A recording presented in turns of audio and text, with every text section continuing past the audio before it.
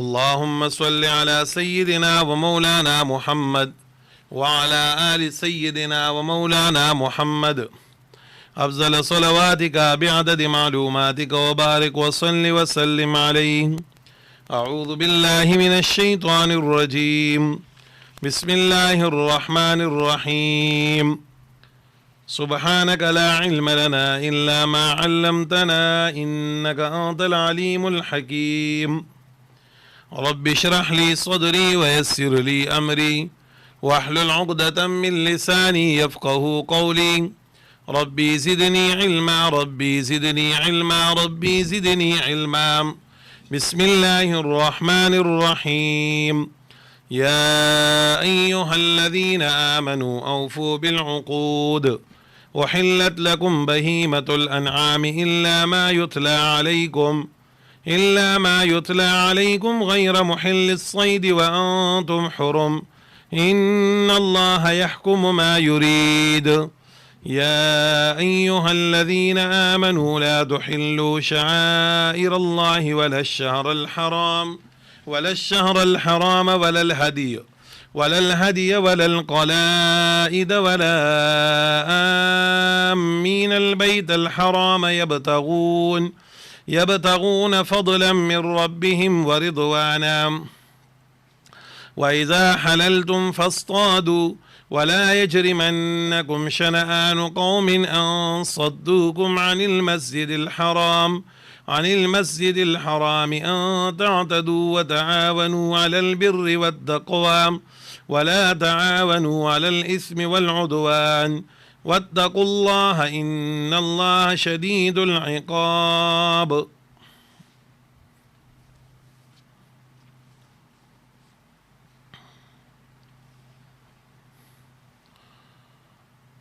سورة المائدہ. مائدہ په عربی کې ویل کېږي هغه دسترخوان ته چې په هغې باندې نعمتونه د پاسه پراتی، چې کله خالی دسترخوان خور شي نو دې ته ویل کېږي سفره، او چې کله داسې دسترخوان چې د هغې د پاسه انعامات هم پراتی نو دې ته ویل کېږي مائده. په دې صورت کې هم انشاءالله تاسو ته بیا تفصیل کې راشي چې د عیسی علیه السلام قوم د الله یو دسترخوان رالیږلی او په هغې باندې نعمتونه و. دا صورت چې کوم دی نو مدني صورت دی، په ترتیب عثمانی کې 5 نمبر دی او په ترتیب د نزول کې 112 نمبر دی، 112 یعنی زمانه د نزول چې کوم دین اخیری وخت د نبی علیہ السلام.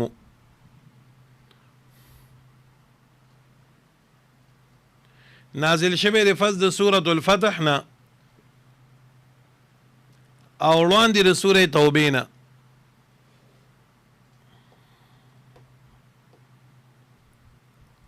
نزلت بعد الفتح وقبل التوبه.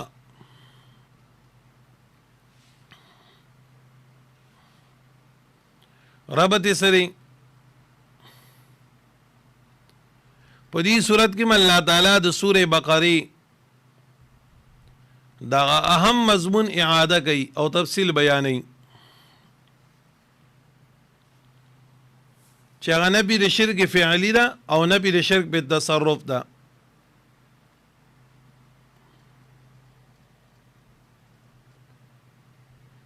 یعنی مقصد دا دی چې الله کوم سيزونو ته حرام ویلي دی هغې ته حرام وایي، او چې الله کوم سيزونو ته حلال ویلي دی هغې ته حلال وایي.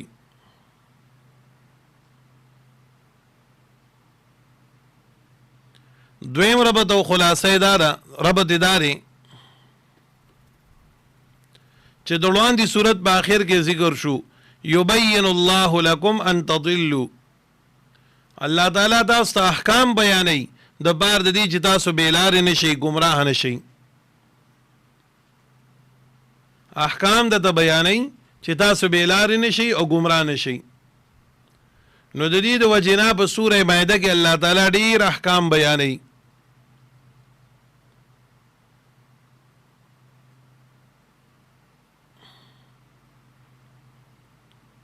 وړاندې صورت کې الله سورې نساء کې احکام بیان کړو او دې صورت کې الله تعالی احکام بیانوي.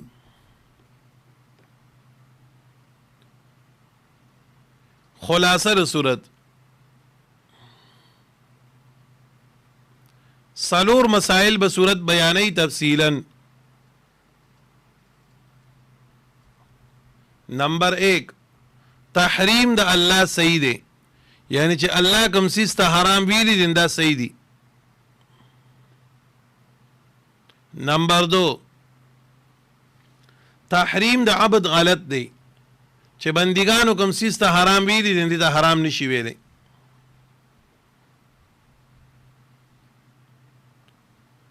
او نمبر 3 تحریم نظر د الله صحیح دی، د الله په نوم باندې که څوک نظر کوي نو دا جایز دی. او نمبر 4 نظر د غیر الله په نوم باندې کول حرام دی او ناجایز دی.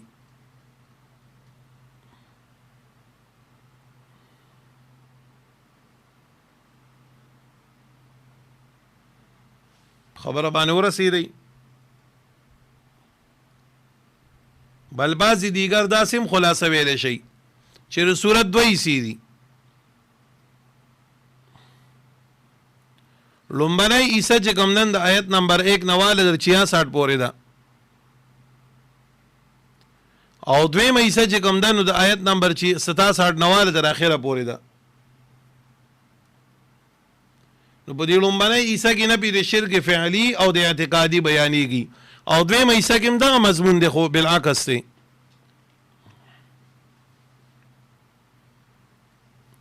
صورت به دا څلور غټې مسلې انشاءالله بیانوي.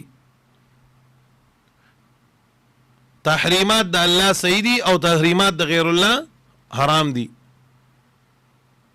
نظر لله صحیح دی او نظر غیر الله ناجائز دی.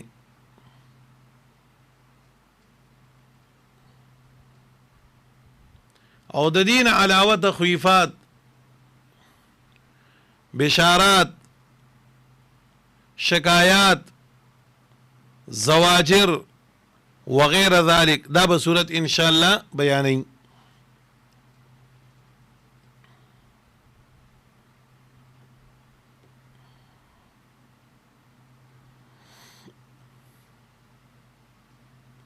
بسم الله الرحمن الرحیم.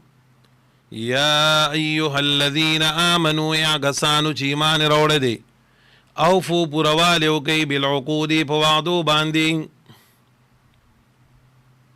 کومې وعدې مراد دي؟ التي بینکم و بین الله، هغه وعدې چې ستاسو او د الله په مابین کې دي. تاسو چې الله سره کومې وعدې کړي دي د هغې پوروالی وکئ چې الله موږ به په تا ایمان راوړو، په پیغمبرانو به ایمان راوړو، په کتابونو به ایمان راوړو، شرک به نه کوو، ګناه به نه کوو. دا وعدې موږ الله سره کړي دي. او څوک وایي د وعدو نه مراد څه دي؟ التي بین الناس، هغه وعدې چې په مابین د خلکو کې کېږي، وعده د بیع او د شرا، وعده د نکاح،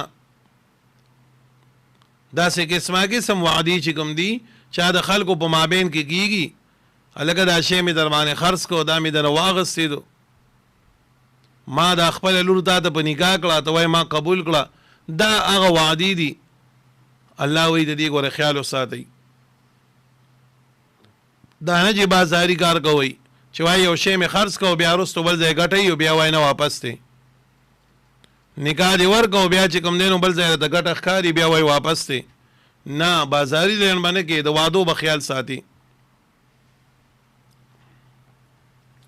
د لومبی خبر الله دا وکړه چې تاسو د وعدو خیال وساتئ. دویم، وحلت لکم، جایز کړي شوي دي ستاسو دپاره بهیمة الانعام، بې زبانه زناور. بهیمه د بهم نه دی په معنا د څه سره چې کلام او خبرې نشي کولی یو شی. بهیمة الانعام جایز کړي شوي دي ستاسو دپاره بې زبانه زناور.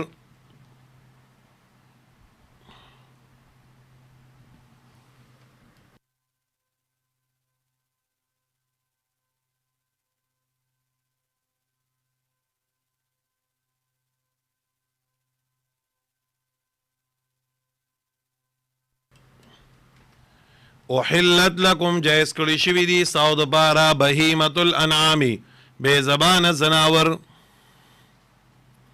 بې ژبې زناور نو زناور ټول بې زبانه وي بې زبانه معنا بغیر گفت خبرې چې نشي کولی احلت لکم جایز کړی شوي دي ستاسو دپاره بهیمة الانعام بې ژبې زناور الا ما یتلا مگر هغه چې لوستلی شي علیکم په تاسو باندې حرمته حرمت داغي چې کوم الله حرام کړي دي لکه حرمت علیکم المیتة والدم ولحم الخنزیر وما أهل لغیر الله به والمنحنقة والموقوذة والمتردية دا به تاسو ته انشاءالله راشي چې کوم څیزونه الله تعالی حرام کړي دي هغه حرام دي یا ما جعل الله من بحیرة ولا سائبة ولا وصیلة ولا حام دا حرام دي وقالوا هذه انعام وحرس حجر لا يطعمها الا من نشاء بزعمهم وانعام حرمت ظهورها دا سي مختلف آیاتونه به ان شاء الله تاسو ته راځي ښه مختلف قسم آیاتونه به تاسو ته راځي چې الله تعالی کوم څیزونه حرام کړي دي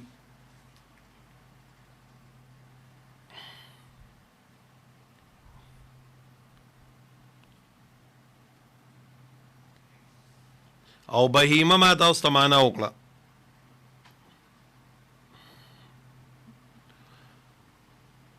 الا ما یتلا مگر هغه چې لوستلی شي علیکم په تاسو باندې حرمته حرمت داغي چې کوم الله په تاسو باندې حرام کړي دي نو هغه یې نه ځان وساتئ غیر محل الصید وانتم حرم په داسې حال کې چې تاسو نه حلال ګڼونکي ښکار لره وانتم حرم او حال دار چې تاسو په احرام کې مقصد د جملې داري چې الله تاسو له ساروي جایز کړی دي ساروي د حلال کړی دي خو ګوره د احرام په حالت کې حلال سارویم تاسو له ښکار کول چې کوم دین دا بیا جایز نه دي په معنا باندې ورسېدی اوسای جایز ده شتر مرغ جایز دی سوا ښکار کول جایز دي او دا د الله حلال کړی دي خو چې کله تاسو په حالت د احرام کې نو د احرام په دوران کې تاسو لپاره بیا د دې ښکار کولو دا جایز نه دي الا ما یتلا مگر هغه چې لوستلی شي علیکم په تاسو باندې حرمته حرمت داغي دا ترجمه به صحیح لګوي ښه غیر محل الصید په داسې حال کې چې تاسو نه یې حلال ګڼونکي غیر محل الصید خبره باندې پوه شئ دا حال لراغه وحلت لکم ضمیر نه جایز کړی شوي دي ستاسو دپاره په حالت کون ستاسو کې چې نه تاسو جایز ګڼونکي پوهېږئ که نه هغه ښکار لره وانتم حرم او حال دا دی چې تاسو یې په حالت د احرام کې نو د احرام په دوران کې د اوچ ښکار کول دا چې کوم دین الله حرام کړی دی تفصیل را روان دی انشاءالله و مسیپاره ابتدا کې به تاسو ته راشي چې کله حاجي صاحب احرام وتړو تلبیه وویله د حج او د عمرې دپاره روان شو نو اوس په ده باندې چې کوم دی نو بس د اوچ ښکار کول د دپاره څه دي ناجایزه دي دی به نه ښکار کوي نه به ښکاري ته اشاره کوي او نه به د ښکاري مدد کوي د احرام په دوران کې هغه داسې چې یو ځل صحابه کرام عمرې له روانو احرامونه یې تړلي وو یو مشهور صحابي دی حضرت قتاده رضی الله تعالی عنه او دا د ښکار ډېر زیات شوقي مو ډېر ماهر مو ډېر شوقي مو د ښکار او ډېر ماهر مو نو دی په لاره باندې را روانو نو صحابو سره میلاو شو ای سره خبرې اترې کولی د شاو او د صحابه و د مخو ناګهانه صحابه کرامو دغه ولیدو، موږ ته ځنګلي غوا وایو که نه، د زیبرا دا برګ غونته کې دا سپین او تور پټې چې پې لګېدلي هغه یې ولیده داسې. نو صحابه وی کاش چې خیال شي دې د ښکار په نیت باندې سم راوتی دو د خیال شي، خو صحابه خو ته ځکه نشو ویلی چې هغوی په حالت د احرام کې وماوس وي چې په حالت د احرام کې به ته نه د ښکاري مدد کې، نه به د اشاره کې، نه به سره څه قسمه دغه کومک کې. نو هغوی یو بل ته خندا غونده کې وکړه، مسکي شو یو بل ته. دوی تاسو ولې خاندئ چې داسې په شی وکتو؟ وایي تاسو ما ته وایي نه، تاسو ما ته وایي نه، او بس یو غرب اس ته ورو دانګل. نو چابک دی نه کده پاتې شو، هغه اس په زغلی کوم چابک چې ورته مونږ وایو هغه دی نه کده پاتې شو. وی دا مال راکئ، ایوه ته مونږ د نبي علیه السلام ویلو چې په حالت د احرام کې به نه ښکاري دا خار کوي نه بوله مدد کوئ، دا چې مونږ داله درکو خو بیا مونږ په محظورات الاحرام کې به راشو. نو بس دی راکوش شو، چابک یې واغستې او ورخوشې شو ډېر تیزو، او هغه اس چې کوم دی هغه دغه ځنګلي چې کومه خره وه هغه یې راکابو کړه، ویشته حلاله یې کړه. صحابو ته راځي چې مېلمانه وکړم، نو چاوی خرو به چاوی نه خرو، چاوی هم په احرام کې او چاوی نه په احرام کې صرف ښکار باندې خوراک او جایز دی. حتی در دې پورې چې بعضو وخوړه او بعضو نه، بیا چې نبی علیه السلام ته ووي نو نبی علیه السلام یې چې خپل یې نشي ښکار کولی او که بل چا ښکار وکړو نو تاله یې راړن بیا خوړی شي، نو دوی بیا د هغې نه وخوړه. نو په حالت د احرام کې به نه ښکار کې،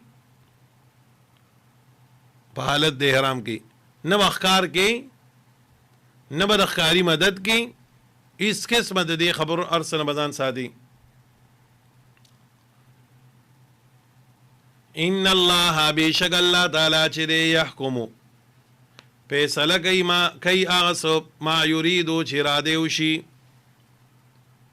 ان الله یحکمو ما یرید، الله تعالی فیصله کوي دا خبرو ما یرید چې د کومو خبرو اراده لري چې څه الله غواړي.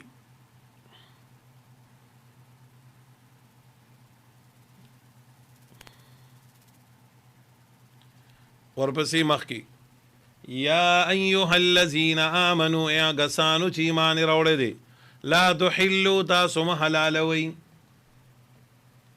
نو دا حلت او حرمت خود الله امر دی. د لا تحلوا معنا دلته څه ده چې الله یو شی محترم ګرځولی دی ته د هغې حتک مه کوه. د لا تحلوا معنا څه ده؟ لا تحلوا تاسو حتک مه کوئ شعائر الله د نښو نشانو د الله تعالی. لا تحلوا بېعزتي مه کوئ، حتک مه کوئ شعائر الله د شعائرو د الله تعالی، د نښو د الله تعالی. خبره باندې ورسېدی؟ شعائر جمع د شعیرتون ده، او دا هر هغه شی ته ویل کېږي چې په دې سره بل څیز معلومولی شي.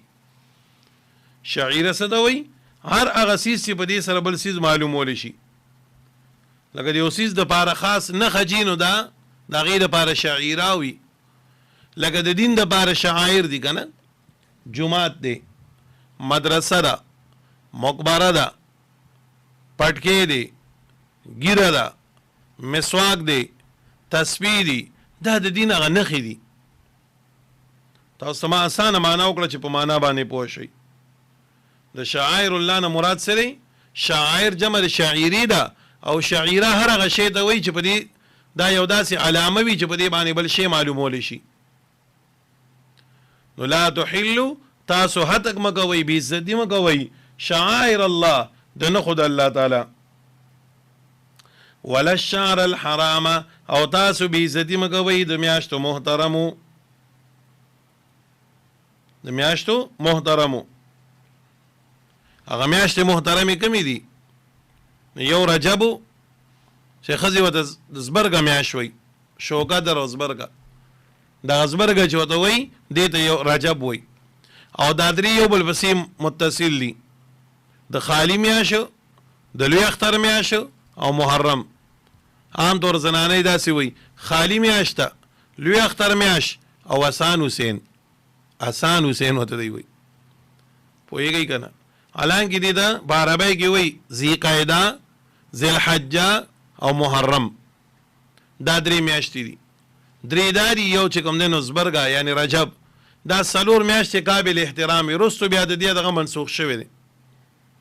الله وی د دې میاشتو بې عزتي مه کوئ، په دې کې به جنګ کول هم ناجایز و. ولل هدیه او نه قرباني د حرم، تاسو بې احترامي مه کوئ د قربانۍ د حرم. خبره باندې پوه شوئ؟ څه معنا ده؟ مخکې چې به حاجیان صاحبان حج لتلل نو ځان سره به څاروی د کلي نه واغستېدو، ګډ به و یا به سخی و یا به غوا و مثال یا به اوښو، د کلي نه به ځان سره څاروی بوتو. الله وایي چې د کومو قربانو نسبت د حرم شریف سره پیدا شو، د حج سره پیدا شو، نو تاسو د هغه قربانو احترام کوئ، د هغې به احترامي مه کوئ، په لارې غصب کوئ ما. حاجیانو ته د دې په سر باندې تکلیف به ورکوئ، د دې خیال ساتئ. ولل هدي، ورپسې ولل قلائد او نه د امبیل. قلائد چې کوم دی نو دا جمع د قلاده ده. قلاده په عربی کې ویل کېږي امبیل ته. قلاده څه ته وایي؟ امبیل. دا به خلکو داسې وکړل که نه چې ځان سره به حرم شریف ته کومه قرباني بوتله نو هغې له به یې په غاړه کې یو امبیل واچو او دا به دلیل د دې و چې دا د حرم شریف قرباني ده. امبیل به ورته واچو. چا به ورته یو سپلی ځونډه کړه، چا به داسې دا درب چې کوم دین وغڼل د هغې نه به یې داسې یو پړی جوړ کړ، نه به یې ورته واچو. قسمه قسم طریقو سره به د هغې دپاره یو علامتي څیز واچو مرای کې چې خلکو ته پته لګېده چې دا د حرم قرباني ده، دا د حرم شریفو قرباني ده. نو الله تعالی فرمایي ولل قلائد، نو چا معنا کړې ده چې ولا ذوات القلائد، تاسو به احترامي مه کوئ د هغه څارو چې د هغې په غاړه کې امبیلونه وي، هغه مېرمنې د امبیل، خاوندان د امبیل، د هغې به احترامي مه کوئ. او زمونږ امام صاحب وایي ولل قلائد، تاسو به احترامي مه کوئ د امبیل. څه معنا ده؟ یعنی د دغه څاروي په غاړه کې چې دا کوم امبیل واچو دا هم یو نښه او نشانه د څه وګرځېدل د حرم د قربانۍ. نو څاروی خو لا څاروی دی چې د دې امبیل بولم خیال ساتي. خبره باندې پوه شوئ؟ نو مقصد د خبرې دا دی چې د کومو څیزونو تعلق او نسبت د الله د دین سره راغی د دې به ډېر زیات بیا قدر کوي، ښه د دې به ډېر قدر کوي، د دې به احترامي نه کوي، د دې به بیا به احترامي نه کوي. بعضې خلک خو په دې دیني په هر څه باندې نیغ ورځي، نه د جومات احترام کوي، نه د مدرسې احترام کوي، نه د قرآن احترام کوي، نه د ریل احترام کوي، نه دا ټول څیزونه که جومات دی که مدرسه ده که قرآن مجید دی که ریل دی که منبر دی که جانماز دی، د دې تعلق د الله د دین سره پیدا شوی دی، دا ټول په شاعر الله کې بیا راځي. د دې له وجې نه به موږ د دې ټولو احترام کوو، خیال به له ساتو.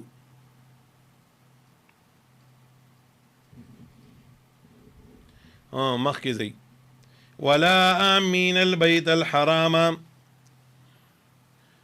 ولا آمین نام په هغې باندې عطب کوي، لا تحلو باندې تاسو عطب مه کوئ د هغه خلکو چې د عازمین د بیت الحرام دي. یو سړی بیت الله ته روان دی، عمرې لځي، حج لځي، تاسو د دې ډېر احترام کوئ، ډېر احترام وله کوئ، د دې بې ادبي ونه کوئ، شوکت یې ونه کوئ، ډاکت یې نه ونه کوئ. خبره باندې پوه شوئ؟ د دې خیال ساتئ. لکه مشرکانو لګېدل د حدیبي په موقع باندې مسلمانان منع کړل چې تاسو به عمرې له نه ځئ. الله وایي ګوره داسې مه کوئ، د بیت الله شریف د دې میلمانو ډېر خیال ساتئ، د دې هتک مه کوئ. اوس هم چې الله پاک تاسو حج عمرې له بوځي نو د حج په ورځو کې هلته ځای په ځای باندې غټ غټ بورډونه لګېدلي، مرحبا بضیوف الرحمن، خیر علی د الله ملمنو خیر علی وسمل دګری کړي هاذا ماء سقيا لزيوف الرحمن ابو لګولي پاغي باندې لګلي دا د سکلو وبدي د پار د ملمانو د رحمان نو ګور هغه وته زيوف الرحمن وي نو زما دی ریته چې زما ملمر روان یې سوګل بی ادبیو کی یا تنکی یا وته ضرر وسیند ز خپل وسه پورې غسر جنگ کوم کنه کوم د کشان دي د حاجیان د الله ملمان دي معتمرین د الله ملمان دي نه د الله د ملمانو ډېر خیال ساتي ډېر خیال بساتي نو دا مطالبه د نور نه دا زمونږ اساس نم ده مثال کے طور پر تم حج لتلې زم حج لتلې او د حج په موقع باندې ستا داسې کردار دی چې نورو حاجیانو ته تکلیف دی نو ګوره دا د الله ملمانه تنګول لیخه بعضې خلک هلته کې هم چې کوم دی خپل خوی ښکاره کوي په وړه خبره باندې جنګ ها تا زمانه مخکې ډوډۍ راواغسته ماله دې رستو راواغستې ده ته مخکې لاړې زه دې رستو پرېښودم ته ګاډي ته رستو وختې زه مخکې وختم دا ټولې کیسې میسۍ نو ګوره د دې به ځان ساتئ ښه خبره باندې پوه شوئ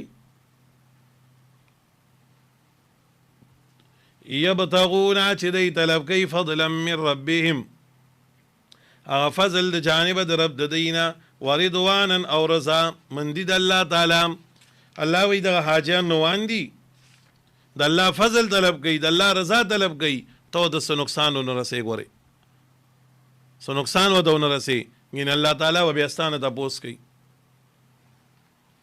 اوس وی واذا حللتم چې کله تاسو حلال شئ واذا حللتم عن الاحرام چې کله تاسو کلاو شئ حلال شئ د احرام نه فاصطادوا بیا ښکار کوئ نو دلته کې را فاصطادوا امر د پاره د وجوب نه دی چې کوم حاجي صاحب احرام پرانی دي ټوپک دی رالی او مرغۍ دی وړي یا دی اوسه وړي نه دا اباحت د پاره دی حاجي صاحب پتا باندې چې کوم دین د حج په دوران کې پابندي وا اوس احرام دی پرانیسته ها د حدود د حرم نه را بهر شوي اوس که ځان لخکار کوي نو کوه ښکار کوه اوس به کسی نشته دی ښه ولا یجرمنکم اماده دي نه کي تاسو لره راپور د دي نه کي تاسو لره شنآن قوم دشمني دی یو قوم ان صدوکم دا چې دی بند کړو تاسو لره عن المسجد الحرامي د مسجد حرام نه ان تعتدو دا چې تاسو تجاوز وکئ زیاتې وکئ الله وی ګوره پام کوئ حسنا چې مخکې تاسو کافرانو د حدیبی په موقع باندې بند کړی وی حج ته نه پرېښودی نن تاسو کې هغه انتقامي جذبه راوچته شي او د هغې نه بدله اخیستل غواړئ نو الله وی ګوره دا کار ونه شي ښه خبره باندې پوه شوئ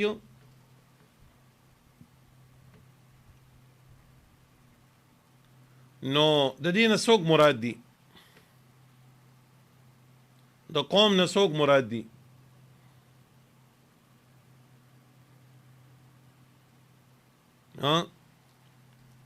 ځکه په نهم کال د هجرت باندې ابو بکر صدیق رضی الله تعالی عنہ چې کله حج لاړو نو نبی علیہ الصلوۃ والسلام او پس حضرت علی رضی الله تعالی عنہ لیګو داړو منی غټ حجو چې ابو بکر صدیق رضی الله تعالی عنہ په امارت کې وشو نبی علیہ السلام لانو تله بل کال بیا په لسم کال باندې لړو نو علی رضی الله تعالی عنہ ته نبی علیہ السلام تبا اعلانو کې د دې خبرې چې دنن نبات بګوره ایس یو کافر چې کوم دن سیو بیت الله ته ناراضي حرم ته ناراضي دا اعلان وکړه انو دلته خوراغي چې نه تاسو یو قوم بندوي ما دا غیر دشمنی مکوي نو جواب داري که چری مراد د دین قوم کافران شین بیا د آیت منسوخ دی او که مراد د دې قوم نه چې کوم دین هغه نو مسلم شي چې اول کافران اوس نه وي مسلمانان شوي دي خاصه نه چې ساو پړونو کې انتقام پیدا شي چې دې سړی ما ته ټیم د حدیبی په موقع باندې خپې خوا دنه پرې خودم او تو سره چې د جنگ مانګونه کې نو ګوره داسې ونه کې ښه نو دواړه تشریح کې دي شي ښه ولا یجرمنکم اماده دین کی تاسو لرا راپورته دین کی تاسو لرا شنآن قوم دشمنی او بغض دی او قوم ان صدوکم دا چې دی بن کړو تاسو لرا عن المسجد الحرام د مسجد حرام نه ان تعتدوا دا چې تاسو تجاوز کوي وتعاونوا مدد کوي دی او بل علی البر پنی کای بانی والتقوا او بتقوا سلام الله وی دی او بل مدد چې تاسو کوي نو پنی کای بانی کوي په تقوا باندې کوي د دې خبرو خیال یو بل ساتي علی البر والتقوا خبر باندې پوه شوي کنه هر انسان لدا پکار دی چې د بل مسلمان د نیکای پکار کې چې کوم دې مدد وکي او ټول شعبې خو یو بنده په خپل باندې نشي سمبالولې ګور یو ملګری دا به درس کوي بل ملګری دا به تبلیغ کوي پوهیږي بل دا به جهاد کوي بل به تصوف والا سره نو مختلفو شعبو کې به ملګری پیدا پاتې کیږي نو د دې د وجې نه ګوره موږ به داسې چرې نه کوو چې یو به په بل باندې رد کوو نن خدا یو ډېره لویه مصیبت دی یو ډېره لویه فضا د دې خبرې خوره شوې ده چې مثال کې طور پر زه تبلیغ کوم نو زه وایم ګین بس دا یو حق لار ده او دا نوره سې ګپ دی چې زه تبلیغ کیم که نه نو زه خلکو ته څه وایم نه څو پورې چې تبلیغ کې نه تللی نو داسې ګپ دی دا تنګ نظري ده بل جهاد سره متعلق دی ناسوي بس دین خو ټول انحصار دین په جهاد باندې دی نو دا نور خاصه ګپ دی که یو سړی مدرس دی ناسوي نه دا درس او تدریس نه دی دا د ټولو جړ دی دا نور خاصه ګپ دی نه داسې بچری نه کو چې څوک هم د الله د دین خواري او مهنت کوي په هره جامه کې کوي نو موږ بوله شاډه بو دعا بو ته کوو ملګرتیا بو سر کوو ملګرتیا بو سر کوو ټولې شعبې یو بنده خو نشي سمبالولی لکه تاسو ګورئ که نه نو ډاکټر خو داسې نشي کولی چې چاله کور جوړ کړي د هغه شعبه جدا ده او د کور جوړونکي جدا ده اوس یو ګیلکار خو داسې نشي کولی چې یو مریض ته ګولی ولیکي د هغه شعبه جدا ده د جدا ده خو د دواړو ضرورت په معاشره کې دی او که نه دی دارنګې انجینیر والا ډریور والا که ډریور نه وي ګاډی به چا چلو دا ډاکټر به پیښور ته چا بوتو پوهېږئ دغه شان دي چې کوم دی نو مثال کې طور پر که پخلی والا نه وي نغم خادی کې به موږ له پخلی چا کوو دا ټول یو بل ته احتیاج دی او دا ټولې شعبې چې یو ځای شي د دین یو معاشره قایمه شي دغه شان دي دا دیني شعبې چې دي څوک به تجوید پړاوی د قرآن خدمت دی څوک به ناظره پړاوی د قرآن خدمت دی څوک به حفظ پړاوی د قرآن شریف خدمت دی څوک به تفسیر پړاوی د قرآن شریف خدمت دی دا ټول قابل احترام دي او دیو بل به احترام کو دا خبره ګورې نن په معاشره کې راسي هغه ګوم نافر نه ده چاپیره چورلی چې کوم سړی کومې شعبې سره دی نو بل د سپک ګوري یا د بل هغه خبره هغه کار ورته کمزور ښکاري دا ګورې د انسان کم ظرفي ده نه تبلیغ والا به دا لویه سینه ساتي هغوی به دا ټولې شعبې د ځان نه اوچتې ګڼي مدرس به ووایي چې یاره که تبلیغ نه وي نو زما مدرسې ته به طالب د کوم ځای نه راتو دی به د خپله سینه کلاو ساتي دغه شانتې مجاهد به دا ووایي که چېرې تبلیغ والا نه وي که چېرې مدرسې نه وي نو ماله به مجاهدین د کوم ځای نه راتلل مدرس به دا ووایي که چېرې مجاهد نه وي زما د مدرسې حفاظت به څنګه کېدو نو دا ټولې شعبې د دین دي او په ټولو کې به یو بل د سینه کلاو ساتو خبره باندې پوه شوئ که نه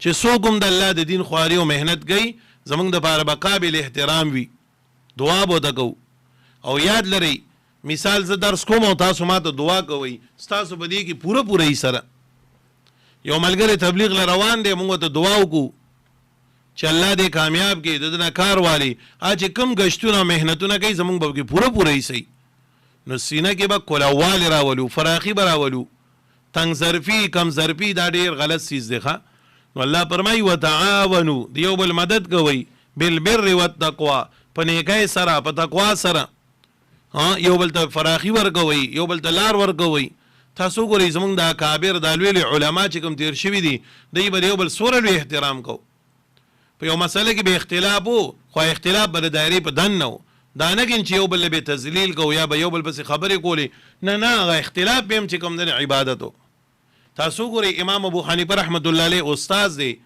امام ابو یوسف امام محمد شاګردان دي په زرګونو لکونو مسلو کې موږ په هدایه کې ووایو کدورای کې ووایو امام صاحب دا وایي امام ابو یوسف دا وایي امام صاحب دا وایي دغه د امام محمد دا وایي یو بل ته چې خانه استاد او شاګرد مخالف شوي دي، خو چې کله میدان نازین بیا قدر دی یو بل څومره کوي. دا اختلاف چې دین دا دی یو نظریه یو دلیل لاندې دی، خو چې یو بل سره مخامخ کېږي د یو بل سره احترام کوي، سوره خیال ساتي. امت دی د استاد او د شاګرد دا مقام بیا وخو. نو زما د خبرې مقصد دا دی چې د یو بل سره به ډېر داسې ښکلې معامله د فراخۍ معامله دا به کوو. ولا تعاونوا تاسو مدد مکوئ د یو بل علی الاسم په ګناه سره والعدوان او په زیاتی سره. اسم دام ګناه ته وایي او عدوان هم ګناه ته وایي، دواړه ګناه ته وایي. خو اسم هغه ګناه ته وایي چې دا په حقوق الله کې کېږي، او عدوان هغه ګناه ته وایي چې دا په حقوق العباد کې کېږي. الله فرمایي که یو سړی د الله حق ماتوي د دم مدد مکوه، که یو سړی چې د بندګانو حق ماتوي د دم مدد مکوه. پوهېږئ؟ نو ګورئ ملګرتیا به ساتي یو سړي سره، رشته به ساتي، خو د ګناه په باب کې به چا سره نه ودرېږي. نه ستا به غټ محنت دی چې هغه د ګناه نه راواړئ. یو سړی چې ستا ملګری هغه له به ته خلټې که بده، نو دنیا کې د هغه د یو لاک روپۍ تاوان نه شي، دا هېڅ نه دی. خو چې آخرت یې برباد نه شي چې آخرت یې برباد نه شي. ورته ووایه رورې دا ته چې کوم مسله کې لګیا تم په غلطه باندې ښکار یې تم چې په غلطه یې رو دې که څه ورځه ملګری نه یم، ټیک د ستا تاوان کېږي، زه سره ولاړ یم، خو د آخرت ځان لږ ورې مه تباه کوه. زه در باندې خفه کېږم، د آخرت په باب کې د باندې خفه کېږم. د یو بل لپاره د آخرت په باب کې رونو خفګان پکار دی، د آخرت په باب کې په یو بل باندې هغه ترسېدل پکار دي. دا ډېر لویه خبره ده. الله دې مونږ یو بل باندې په باب د آخرت کې ورحمئ، چې زموږ ګړونو کې رحم پیدا شي د یو بل لپاره په باب د آخرت کې. په دغې معنی ډېر زیات چې کوم دی دغه پکار دی. الله تعالی فرمایي ولا تعاونوا على الاسم والعدوان. تاسو د یو بل ګورې دا مددونه کوي د ګناه په باب کې چې یاره بس یې ملګری مې دی نو او ناجایزه کوي، خو څوک ملګرتیا نه خو تښتېدی نه شو. نه دا د قرآن د فلسفې نه خلاف دی. ته به هغه په دې اماده کې چې د دې ګناه نه به یې راړئ، د هغه ګناه نه به یې ته راړئ، نو ته به څه کې لګي به هغه سره به په دې کې ملګرتیا کې. نه نه نه نه، رشته دار دی دی، ایون رور دی ولې نه دی. خو چا په یو غلطه باندې دی نو ته ووایې نه رورې دا ته غلط روانې ګورې، موږ په دې به الله ناراضه شي، الله به درنه خفه شي. واتقوا الله ویریږئ د الله تعالی نه. الله وایي زما نه ویریږئ. ګورې د نیکۍ په کارونو کې د یو بل مدد کوئ او د ګناه په کارونو کې ګورې تاسو د یو بل مدد مه کوئ. ولې؟ واتقوا الله، الله وایي زما نه ویریږئ. دا ګناه که تاسو پرېږدئ یا نیکي که کوئ نو صرف په دې نیت باندې زما نه ویریږئ. ان الله بېشک الله تعالی چې دی شدید العقاب سخت غضب واله دی. د الله غضب بیا ګوره ډېر ناکاره دی. د دې وجې نه الله وایي زما د قهر او د غضب نه ویریږئ. بس دا ډېر دی. ښه ورپسې ایت ښه کاپي ګران دی او بله مسلې دي پکې. دا یو ایت چې په پوره پیریډ کې وشي ډېر وي. یا ترجمې ته ګورئ. یا ایها الذین آمنوا یا کسانو چې ایمان راوړی دی اوفو پورهوالی وکئ بالعقود په وعدو باندې احلت لکم جایز کړی شوی دی ستاسو دپاره بهیمة الانعام بې زبانه زناور الا ما یتلا مگر چې لوستلی شي علیکم په تاسو باندې حرمته غیر محل الصید په داسې حال کې چې تاسو نه حلال ګڼونکي ښکار لره وانتم حرم او حالدار چې تاسو په احرام کې. ان الله بېشک الله تعالی چې دی یحکمو کوي ما څه یریدو فیصله کوي هغه چې وغواړي الله. یا ایها الذین آمنوا یا کسانو چې ایمان راوړی دی لا تحلوا تاسو هتک مکوئ بېعزتي مکوئ شعائر الله د نښو د دین د الله تعالی ولا الشعر الحرام نه د میاشتو محترمې ولا الهدیه نه د قربانۍ د حرم ولا القلائد نه د امبیلداري ولا آمین البیت او تاسو هتک مکوئ د عازمینو د بیت الحرام یبتغون چې دی طلب کوي فضلا فضل من ربهم د جانب د رب د دینا ورضوان او رضامندي د بیت الحرام د حاجیانو. و اذا حللتم چې کله تاسو حلال شي عن الاحرام فاصطادوا بیا ښکار کوئ ولا یجرمنکم اماده دین کی تاسو لرا شنآن قوم دشمنی دی یو قوم ان صدوکم دا چې دی بند کړو تاسو لرا عن المسجد الحرام د مسجد حرام نه ان تعتدوا دا چې تاسو تجاوز کوي زیاته وکي وتعاونوا مدد کوي دی یو بل علی البر په نیکای باندې والتقوا او په تقوا باندې ولا تعاونوا تاسو مدد مکوي دی یو بل علی الاسم په ګناه سره والعدوان یو په زیادی سره واتقوا الله او یریږي د الله نه ان الله شدید العقاب یقینا الله تعالی سخت عذاب والده. صدق الله العظیم وصدق رسوله النبي الكريم ونحن على ذلك لمن الشاهدين والشاكرين والحمد لله رب العالمين. دعاو کې الله تعالی زمونږ او دې ټول رضا شي. الله په دې سبق باندې موږ ته او دې ته عمل کولو توفیق راکړي. الله چې دې کې کوم مسائل بیان شو موږ به پوه کړي. الله زموږ په سینه کې فراخي د دیندارو خلکو دپاره پیدا کړي، د یو بل سره ورورولي قایمه کړي. الله موږ د شرونو نه د آفتونو نه وساتي. الله موږ د تعصب نه وساتي، د تجاوز نه مو وساتي. الله چې ته پې خوشحالېږي ناکار زموږ نه والي، او الله چې ته پې خفه کېږي موږ ټول دغه قول او دغه فعل او د عمل نه وساتي. دعا وکړئ څومره بیماران دي الله دې وله صحت ورکړي، څومره بې روزګاره دي الله دې ټول ته روزګار ورکړي، څومره بې کوره دي الله دې ټول له کور ورکړي، د چا دشمنی دي الله دې وله دشمنی ختمې کړي. الله تعالی دې زموږ ستاسو ټولو دنیا آخرت ښایسته کړي. چې الله په کوم کار باندې خوشحالېږي نو الله دې زموږ ستاسو ټول لغه والي. الله دې زموږ ستاسو ټولو حفاظت وکړي. الله دې موږ د هر قسمه شرونو نه، د حسدونو نه، د دشمنو طرفګنو نه بچ کړي. څومره حاجیانو حج داخلي کړي دي الله تعالی دې ټول په خیر او عافیت سره په وخت باندې بوزي. الله دې ورته صحتونه ورکړي، قوتونه دې الله ورکړي، طاقت دې ول الله ورکړي. او کوم ملګرو د عمرو دپاره ارادي دي، تلي دي، روان دي، ځي، الله دې ټولو ته دا سفر آسان کړي. الله دې زموږ ستاسو هر مشکل آسان کړي. اللهم سهل علينا يا إلهي كل صعب بحرمة سيد الأبرار برحمتك يا أرحم الراحمين. الله